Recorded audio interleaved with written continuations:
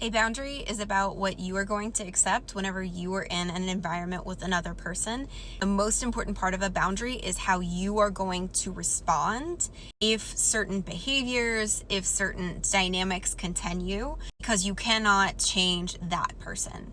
So, for instance, you say, I no longer have arguments where someone name calls. And if you name call in our arguments moving forward, I'm going to remove myself from that conversation. So the consequence is that you are going to end that conversation for the sake of your own well-being. You're not saying you can't call me a name. You have no control over that.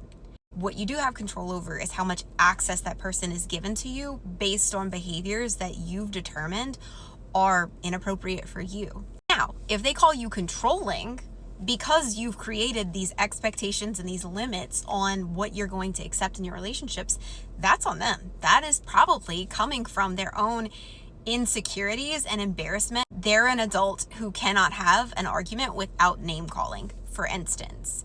And so when does it become controlling? That depends on the person. Your needs, your expectations, the things that feel healthy and good for you are going to look different than everybody else. Maybe some people don't care if there's name calling in their arguments, but you do.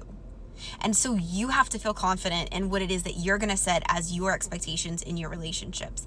And yes, can you be understanding if someone accidentally oversteps and does something that's hurtful? Sure, if it's an accident. But if it's perpetual and that person really is not taking any accountability and they're not monitoring their own behaviors so that they can improve the relationship with you, then at some point you have to be honest with yourself. They don't want to change this part of who they are, and they're not going to make that adjustment. And it's not a reflection of what you deserve. It's a reflection of their ability.